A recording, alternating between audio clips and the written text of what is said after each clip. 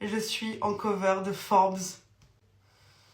On se prépare ensemble pour le dîner de célébration et je vous raconte tout. Bon alors déjà je vous explique, personne n'était au courant, vous le découvrez en même temps que tous mes proches, que tous mes potes, parce que je voulais avoir l'effet de surprise et là j'ai mon téléphone qui vibre à fond parce que les gens savent à quel point j'avais manifesté ce moment. Vraiment, reine de la manifestation parce que 2019, j'avais fait ma toute première collection avec Jennifer et le thème de la soirée c'était Forbes. On avait fait une fausse couverture de Forbes comme invitation et quand Forbes m'a appelé là, genre 5 ans plus tard, je me suis dit est-ce qu'ils vont me mettre un procès parce que j'ai fait une fausse cover de Forbes et ils s'en rendent compte? Eh ben non, cette fois-ci c'est pas la fausse mais c'est la vraie. La raison pour laquelle la cover de Forbes c'est un big deal à mes yeux, c'est parce que jamais je me suis dit en commençant YouTube et en étant absolument décrédibilisée à chacune de mes étapes de ma carrière, me retrouver dans un magazine qui a pour but de mettre en avant les gens qui entreprennent.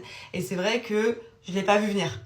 À 27 piges, je me retrouvais en couverture de Forbes parce que j'ai créé des choses que j'aimais et parce que j'ai créé quelque chose que les gens pensaient complètement intangible, digital. Au final, je me retrouve validée. J'ai l'impression que ça valide tous les métiers d'Internet, toutes les personnes qui consomment Internet. C'était comme pour le musée Grévin, c'est vraiment un peu validé. Je sais pas comment le dire sans que ce soit méchant, mais un peu par l'ancien monde, celui qui avait pas forcément ouvert les portes à la base. Et bah là, les portes, elles s'ouvrent de plus en plus pour les petites meufs qui entreprennent et ça me rend extrêmement fière et très en joie.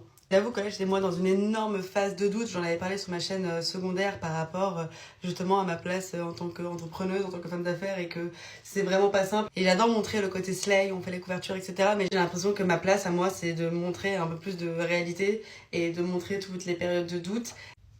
Qui l'eût cru? Non parce que moi je suis avec un brushing et un rêve à la base. Donc il y a un peu un glitch dans la matrice. Mais je vais arrêter de m'excuser parce qu'à chaque fois que je fais un truc un peu stylé, je suis en mode désolée d'être là, j'ai l'impression qu'ils ont fait une erreur et tout. Maintenant, il faut qu'on change de discours et qu'on se dise on est fiers, on a travaillé. Aussi beaucoup de choses de privilèges. Et un de mes privilèges les plus intenses, c'est que j'ai une communauté qui me suit et qui va célébrer, je pense, ce soir avec moi. Et vivre la vie, quoi. Comme quoi, franchement, faites des vlogs. Là, j'imagine que vous en avez bien marre de voir ma gueule parce que j'avoue, entre Grévin, pop-up, Forbes et tout, je comprends. Moi, t'inquiète pas, j'allais me retirer un peu après tout ça. Avant de me tirer, je vais faire la fête. On a un dîner ce soir en petit comité avec la team de Forbes. Et demain, j'ai loué une boîte de nuit. C'était intense ces derniers temps, j'ai qu'une envie, c'est de danser sur des tables, ok?